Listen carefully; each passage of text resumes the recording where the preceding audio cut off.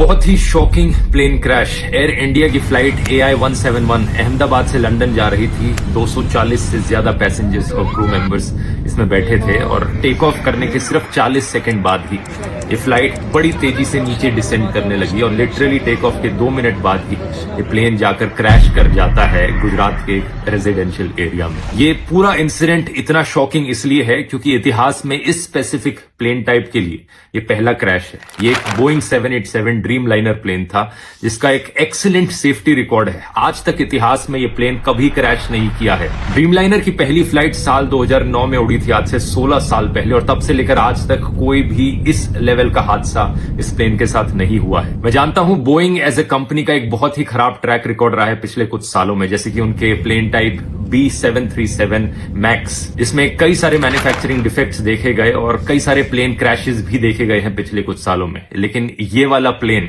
वो नहीं था। इस प्लेन का स्पेसिफिक कोड नंबर VTANB था, जिसे आप इंटरनेट पर जाकर सर्च करोगे तो सारा डेटा मिल जाएगा। ये 11 साल पुराना प्लेन था, कोई ज्यादा पुराना प्लेन नहीं था। ड्रीम लाइनर्स का लाइफ स्पैन 20 से 30 साल तक का होता है। जो पायलट इस प्लेन को उड़ा रहे थे, कैप्टन सुमित सबरवाल, उनका खुद का भी 8200 फ्लाइट आवर्स का फ्लाइट एक्सपीरियंस था, जो कि बहुत अच्छा होता है, तो पायलट भी इनएक्सपीरियंस नहीं थे। अगला सवाल आपके दिमाग में आएगा कि क्या वेदर खराब था? ऐसा भी नहीं था। 1:30 बजे दोपहर के ये क्रैश हुआ। वेदर कंडीशंस अगर देखी जाए तो लगभग 40 डिग्री सेल्सियस के आसपास का तापमान था। कोई ज्यादा तेज हवाएं नहीं चल रही थी। विजिबिलिटी जो थी बहुत ही अच्छी थी, 6 किलोमीटर से ज्यादा की विजिबिलिटी। तो ऐसे में सवाल उठता है कि यहां प्रॉब्लम कहां पर हुई। इसका असली जवाब हमें जल्द ही पता लगेगा। अभी प्लेन के ब्लैक बॉक्स से इंफॉर्मेशन को रिट्रीव किया जा रहा है, लेकिन मोस्ट लाइकली ये पूरा हादसा एक बहुत ही भयंकर टेक्निकल फेलियर का लग रहा है। क्या यहां पर कोई इंजन फेलियर हुआ है मेंटेनेंस फेलियर की वजह से? इसका असली जवाब तो हमें तभी पता लगेगा जब ब्लैक बॉक्स को रिट्रीव करके